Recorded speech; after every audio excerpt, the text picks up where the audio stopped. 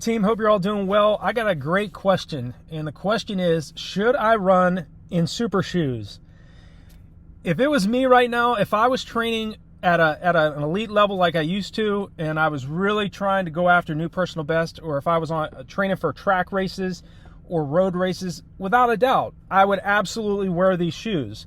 You know, when I ran my personal best of 50:54 for 10 miles, 107:06 for the half marathon, and 2:19 for the marathon, I didn't have these types of shoes. I ran those times back in 2007. Even my last marathon, my last serious marathon, I ran in 2013 in 2:32, and a 2:26 marathon in 2011 at the Monumental Indianapolis Marathon. I didn't have these types of shoes on my feet when I was racing. Yes, of course, I did train in track spikes and in racing flats in training on the track and on the roads, but I never had those carbon plate types, you know, so-called super shoes that athletes today are racing in.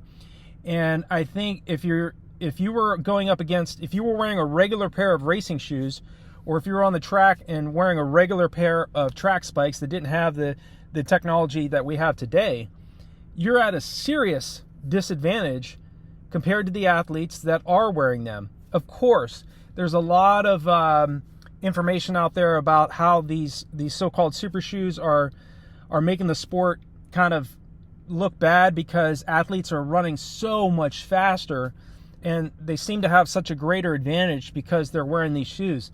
You know, it's the sign of the times. You know, you gotta, if you're trying to run the very best you can, and you're doing your homework and training, you're really working on your speed development, you're paying attention to those tempo runs and getting better at running for longer periods of time at your anaerobic threshold.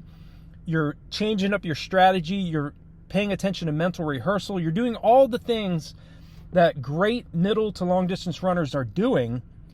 If you're doing all those things and you're passing up that one critical step that other athletes are paying attention to, which is sport equipment, you know, there's a lot of things that go into a great athletic performance. It's not just you preparing physically. You know, I always preach this here on the videos, also in my personal coaching as well, that athletes have to pay attention to all the fundamentals.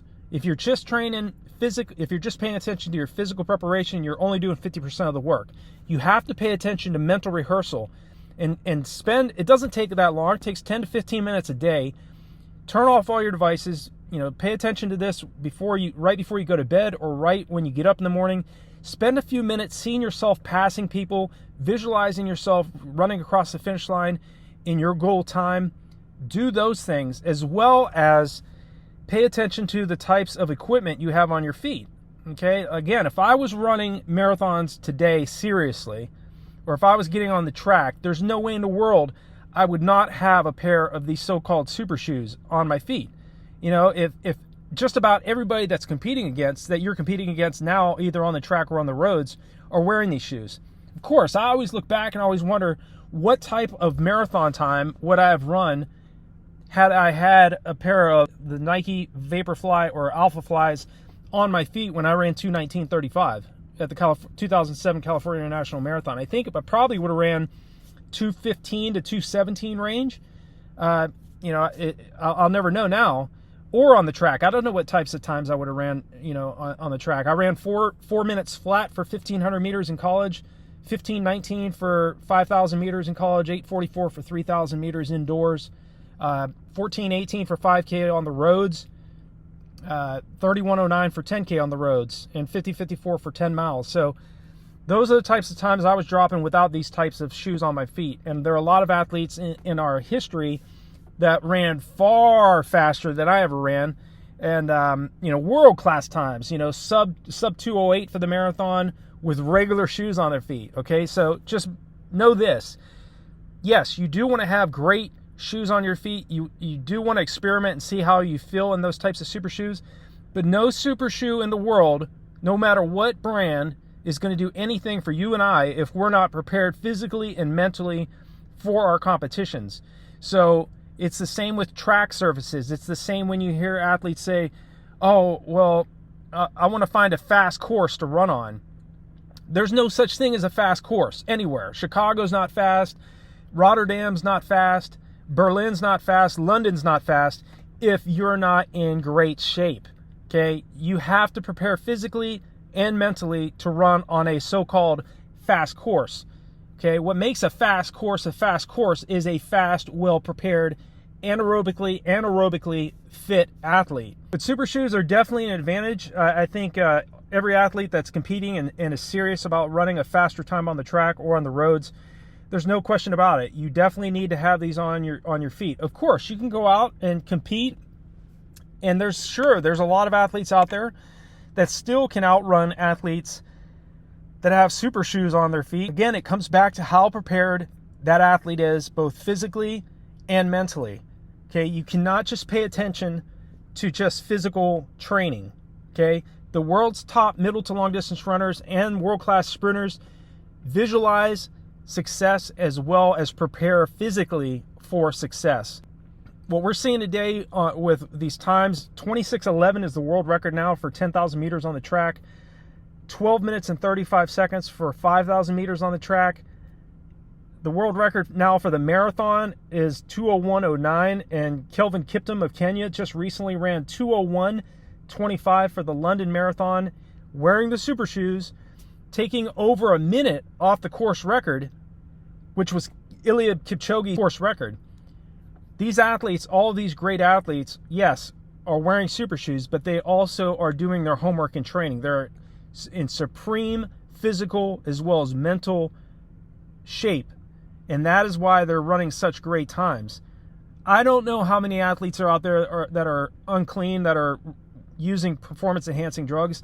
Yes, unfortunately, there's a lot of athletes at the very top of the sport that are getting caught. Okay, and there's a lot of athletes out there that may or may not be using performance-enhancing drugs that are clean and that are legitimate athletes. Of course, there are athletes out there that are very genuine and work hard and do the very best they can with what they've been given from their creator. You know, a lot of times athletes place a lot of their self-worth on how fast they run. Okay, the longer I got in the sport, the less this was a focus. Your self-worth is not based on how fast you run. Okay, your family, your friends, your peers are going to respect you and care about you regardless how fast you run. And so you have to learn to not place so much stress on yourself that it becomes detriment. Okay, this is just running. There's far more to life than just running. So make sure you do not lose your enthusiasm for your training and your preparation and your races. Expect some bad races, expect some poor performances in training, but know this: consistency and being tenacious about what you're doing will eventually get you to that golden moment when you've tapered down correctly and everything goes right. But to get to that golden moment, you have to make sure that you keep your spirits up and keep the fun in the sport that you're competing in. Okay, there are going to be challenges. There's going to be ebbs and flows in your preparation. Workouts aren't always going to go the way you want them. Races aren't always going to go the way you plan. And sometimes there's going to be just times where you're doubting yourself. My recommendation is just stay consistent. Don't get so bent out of shape after a few bad races or workouts. Okay, if it becomes a chronic issue, then get a blood test and find out where your ferritin levels are and your iron levels are, and magnesium and potassium levels. If you're running low on any of those, it does, especially iron and ferritin, because they play a key role in oxygen transport throughout the body and cellular health. If your cells are not healthy, it doesn't matter how motivated you are, how well prepared you are physically and mentally, you're not going to perform at the highest level. So I hope this is helpful for you in terms of thinking about super shoes and different strategies to get you to the next level. Feel free to leave me a comment below this video. I'll definitely respond back to you.